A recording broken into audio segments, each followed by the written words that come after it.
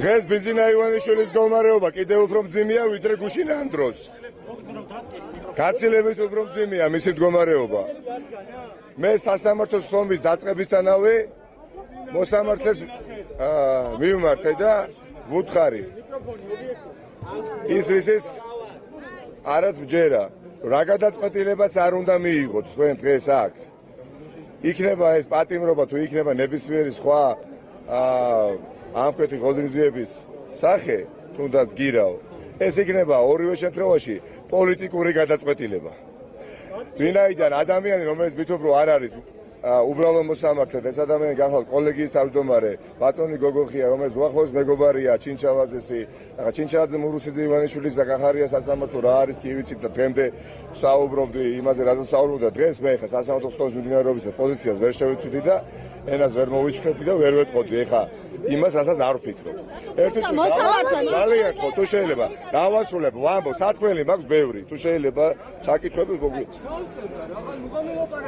რა რატო მე მგონი ძალიან ბევრს აბსოლუტურ უმრავლესობას არათუ არ მიაჩნია რომ რომელიმე ცალკე აღებული მოსამართლე მითხრობ რომ პოლიტიზებულ საქმეზე შეიძლება გამოირჩეოდეს ობიექტური გადაწყვეტილებების გამოტანით. აი პირდაპირ ისინი არიან აღმასრულებელი ხელისუფლების ასე მართული შეერთებული ხალხი. რასაც ჩაძახებენ იმას ამოძახებენ და არაერთხელ დამტკიცებულა. მით უფრო მოსოს ვარ წავიდეთ მხოლოდ გუშინდელ დღეს მოვიყვა მაგალითად. ჩვენ ვიხილეთ 92 დაჩოქილი, შეურაცხყოფილი,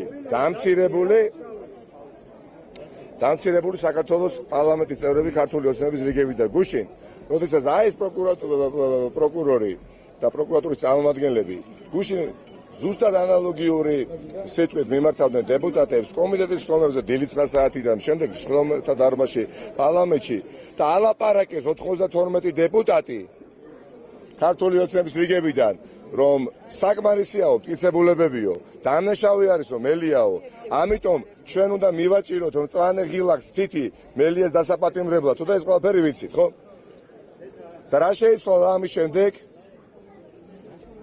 შიშმა აიყოლია ბიძინა ივანიშვილი. იმიტომ რომ ძალიან არასწორ პოზიციაზე იდგა. ყოველგვარი ასე ვთქვათ მტკიცებულებების გარეშე.